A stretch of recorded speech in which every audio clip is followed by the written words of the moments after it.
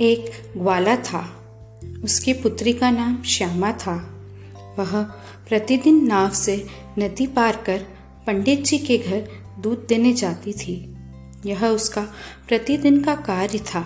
एक दिन वह दूध देकर लौट रही थी कि वर्षा अधिक होने से नदी में बाढ़ आ गई।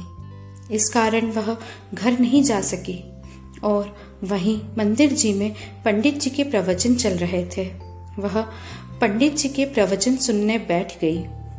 पंडित जी प्रवचन में नमोकार मंत्र की महत्वता बता रहे थे।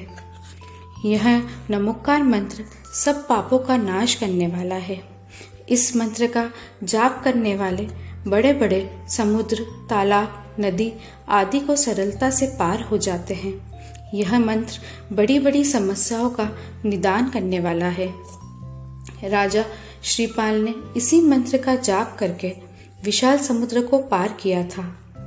यह सुनकर उस कन्या को भी नमोकार मंत्र के प्रति अचल श्रद्धा हो गई।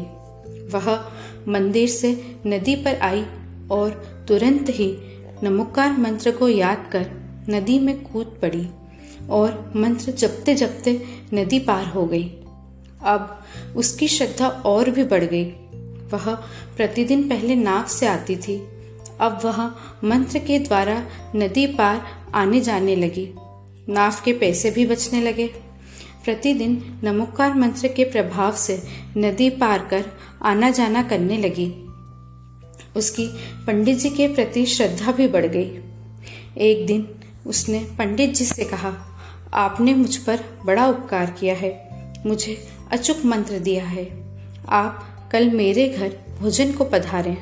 पंडित जी ने स्वीकृति दे दी। कन्या प्रातःकाल आई और पंडित जी से कहा, चलिए। पंडित जी बालिका के साथ चल दिए। सामने गहरी नदी देख पंडित जी बोले, बेटी नदी पार कैसे करेंगे, नाव नहीं है। कन्या ने नमोकार मंत्र जपा और नदी में कूद गई, किनारे लग गई। कन्या पुकारने लगी, पंडित जी आइए, पर पंडित जी का साहस नहीं हुआ। वे सोचने लगे, कहीं डूब गया तो परिवार का क्या होगा। पंडित जी को कन्या बुला रही है।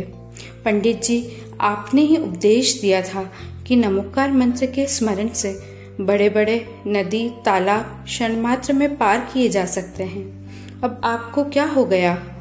पर पंडित जी का साहस नहीं हुआ। वह कन्या श्रद्धा के बल पर नदी पार गई और पंडित जी किनारे पर ही खड़े रहे।